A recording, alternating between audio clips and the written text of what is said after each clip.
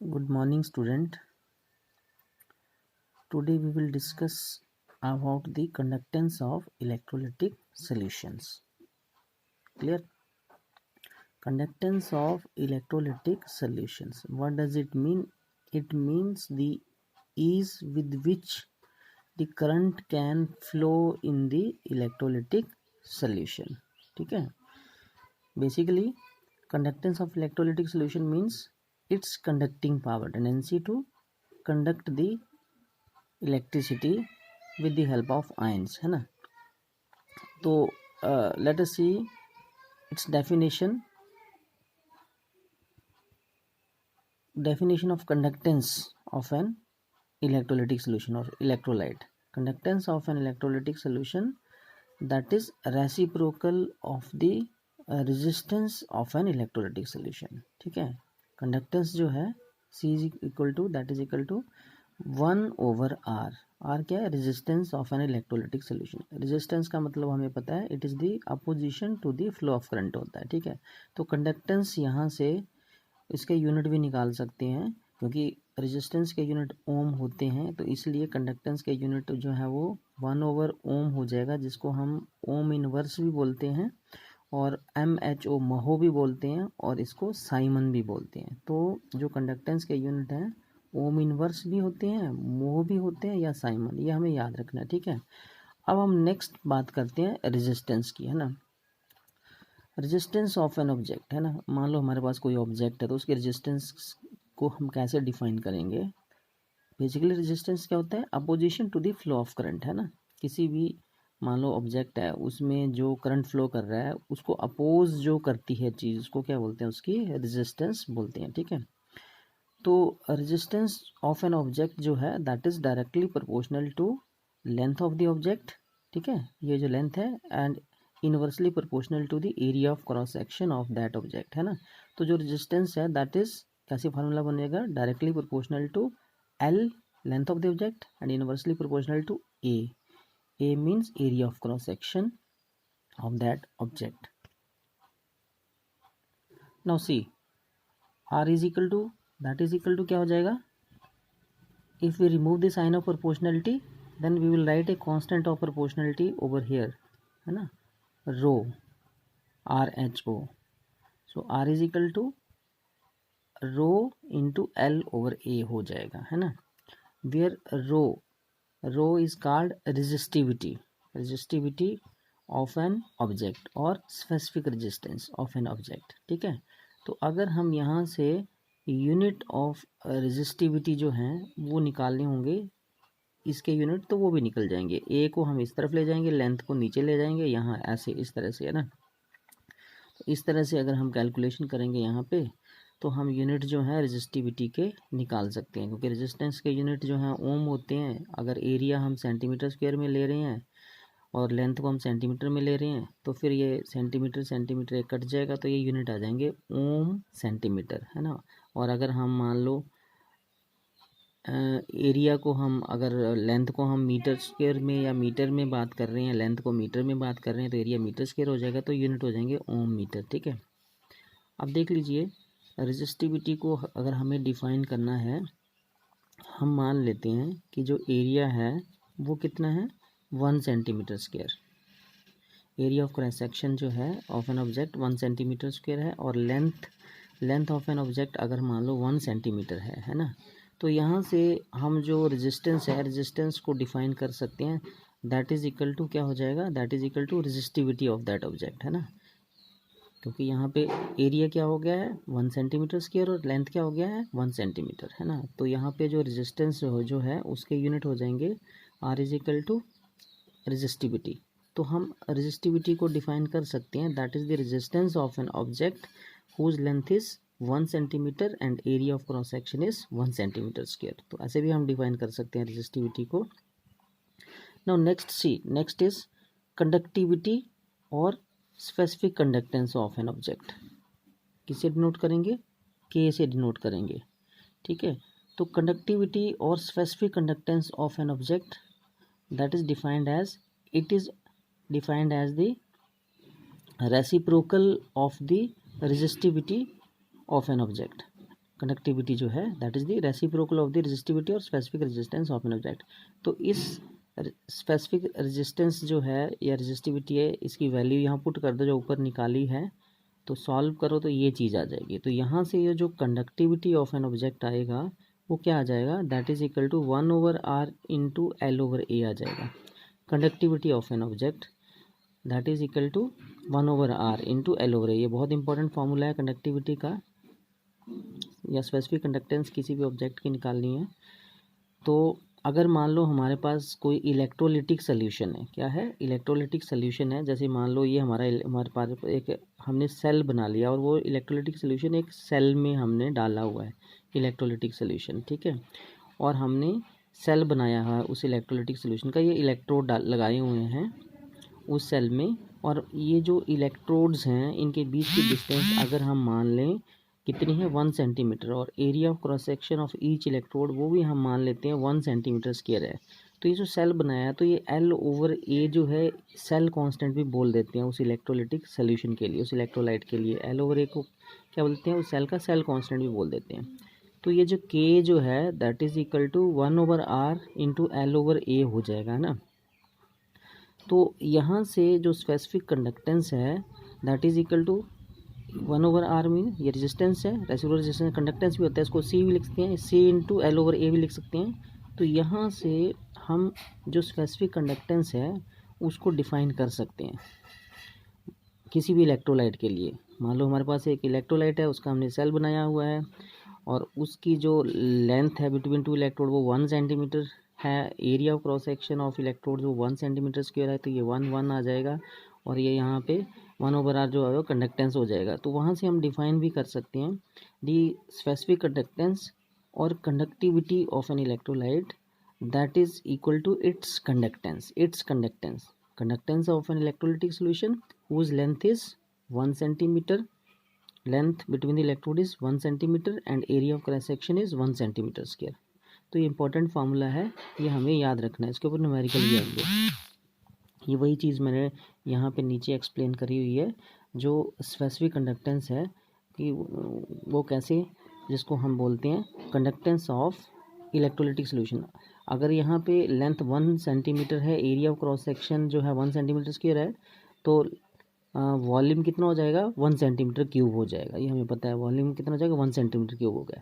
तो हम कंडक्टेंस को ऐसे भी डिफाइन कर सकते हैं स्पेसिफिक कंडक्टेंस को, that is defined as the conductance of an electrolytic solution whose volume is 1 centimeter cube, whose volume is 1 centimeter cube. So specific conductance is also defined as conductance of 1 centimeter cube of electrolytic solution.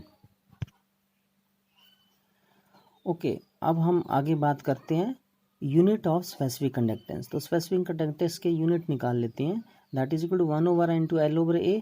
अगर length के unit हम centimetre मान रहे हैं, ए जो है area of cross section 1 centimetre square है, और आर के यूनिट ओम होते हैं, और 1/r ओम इनवर्स हो जाएगा। तो यहाँ से हम यूनिट जब कैलकुलेट करेंगे यहाँ पे, तो स्पेसिफिक कंडक्टेंस के यूनिट हो जाएंगे ओम इनवर्स, सेंटीमीटर इनवर्स, या ओम इनवर्स को साइमन भी बोलते हैं, साइमन सेंटीमीटर इनवर्स, और साइमन को हम तो यहाँ पे यूनिट जो है वो हो जाएंगे साइमन सेंटीमीटर इनवर्स या siemens metre inverse, unit of specific conductance. देखिए अब हम एक बहुत इम्पोर्टेंट नोट्स हैं कि कोई भी जो इलेक्ट्रोलाइट होता है, तो अगर हम उसकी मान लो कंडक्टिविटी या स्पेसिफिक कंडक्टेंस की बात कर रहे हैं, तो हमें उस इलेक्ट्रोलाइट की कंसंट्रेशन को जो कंसंट्रेशन है उसको कंसीडर करना पड़ेगा।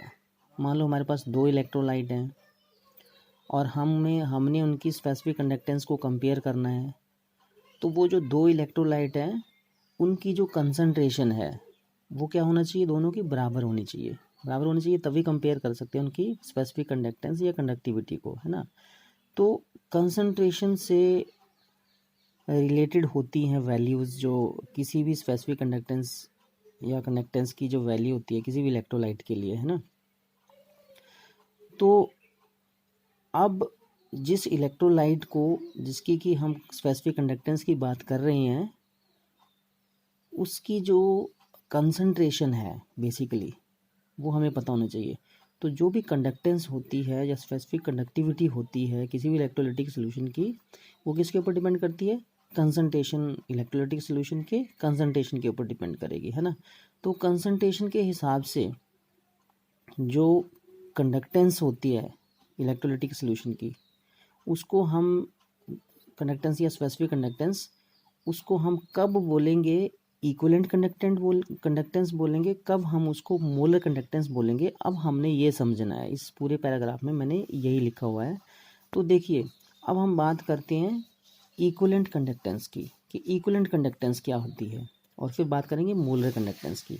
बहुत इंपॉर्टेंट है ये दोनों टर्म। इक्विवेलेंट कंडक्टेंस का बहुत सिंपल सा मीनिंग है कि conductance of all the ions when 1 gram equivalent of an electrolyte that is present in solution. 1 gram equivalent means equivalent weight, ना, equivalent weight that is dissolved per liter of the solution, है ना। तो उस time जो conductance होगी उसको equivalent conductance बोलेंगे। तो डेफिनेशन इक्विवेलेंट कंडक्टेंस की क्या होगी? Conductance of all the ion produced by 1 gram equivalent of an electrolyte, ठीक है, 1 gram equivalent of an electrolyte. Equivalent conductance को थोड़ा और समझ लेते हैं, और इक्विवेलेंट कंडक्टेंस और स्पेसिफिक कंडक्टेंस जो है उनमें क्या रिलेशन है, स्पेसिफिक कंडक्टेंस या कंडक्टिविटी उनमें क्या रिलेशन है वो समझ लेते हैं। देखो, इक्विवेलेंट कंडक्टेंस जो कोई भी इलेक्ट्रोलाइट है उसको हम डायरेक्टली जो है वो फाइंड नहीं कर सकते हैं, हम उसको हमेशा ही एक्सप्रेस करते हैं in term of its specific conductance, ठीक है। अब हम क्या करते हैं, एक क्यूब ले लेते हैं, ठीक है, क्या ले लेते हैं, एक क्यूब ले लेते हैं जिसकी की लेंथ जो है वो कितनी है, 1 सेंटीमीटर है, ठीक है। तो उस क्यूब में हम क्या कर देते हैं, मान लो कि दो जो अपोजिट साइड्स हैं उनको इलेक्ट्रोड मान लेते हैं, ठीक है, और उस क्यूब में क्या करते हैं, एक इलेक्ट्रोलाइटिक सोल्यूशन भर लेते हैं, ठीक है, और उस इलेक्ट्रोलाइटिक सोल्यूशन में 1 ग्राम इक्विवेलेंट इलेक्ट्रोलाइट भर लेते हैं। क्या भर लेते हैं, 1 ग्राम इक्विवेलेंट वेट जो है वो ले लेते हैं उसका, 1 ग्राम इक्विवेलेंट उसमें, ठीक है। तो अब उस क्यूब में 1 ग्राम इक्विवेलेंट इलेक्ट्रोलाइटिक सोल्यूशन ले लिया है, तो अब हम अगर उस सोल्यूशन की कंडक्टेंस की बात करेंगे, जो कि स्पेसिफिक कंडक्टेंस होगी उस सोल्यूशन की, स्पेसिफिक कंडक्टेंस, तो वही उसकी क्या हो जाएगी, अब इक्विवेलेंट कंडक्टेंस हो जाएगी, है ना, वही उसकी इक्विवेलेंट कंडक्टेंस हो जाएगी, क्योंकि हमने 1 ग्राम इक्विवेलेंट जो है इलेक्ट्रोलाइटिक सोल्यूशन भरा था उस क्यूब में। और अगर हम मान लो वॉल्यूम की बात कर रहे हैं तो एरिया 1 सेंटीमीटर स्क्वायर हो गया, लेंथ 1 सेंटीमीटर हो गया, तो वॉल्यूम 1 सेंटीमीटर क्यूब हो जाएगा, ठीक है। तो 1 सेंटीमीटर क्यूब हो जाएगा वॉल्यूम। तो इक्विवेलेंट जो कंडक्टेंस है वो स्पेसिफिक कंडक्टेंस हो जाएगी उस इलेक्ट्रोलाइटिक सोल्यूशन की, और जिसको कि हम क्या बोलेंगे, इक्विवेलेंट कंडक्टेंस बोल देंगे। इसको थोड़ा और डिस्कस करते हैं। अब हम मान लो वो जो 1 ग्राम इक्विवेलेंट इलेक्ट्रोलाइटिक सोल्यूशन था, वो जो एक क्यूब में जो सोल्यूशन हमने लिया था उसको हम क्या कर देते हैं, उसको 4 टाइम डाइल्यूट कर देते हैं। कितने टाइम, 4 टाइम डाइल्यूट कर देते हैं। और फिर हम इक्विवेलेंट कंडक्टेंस बोलें, फाइंड आउट करें उस सोल्यूशन की इक्विवेलेंट कंडक्टेंस, तो वो स्पेसिफिक कंडक्टेंस के 4 टाइम हो जाएगी। क्योंकि स्पेसिफिक कंडक्टेंस क्या होती है, conductance of 1 centimetre cube of solution means 1 ml of solution, क्योंकि 1 centimetre cube that is equal to 1 ml। तो इक्विवेलेंट कंडक्टेंस जो है वो क्या हो जाएगी, 4 टाइम्स ऑफ स्पेसिफिक कंडक्टेंस हो जाएगी, है ना। अगर हम 10 टाइम डाइल्यूट करते हैं उसी सोल्यूशन को, तो उसकी जो इक्विवेलेंट कंडक्टेंस है वो 10 टाइम ऑफ स्पेसिफिक कंडक्टेंस हो जाएगी।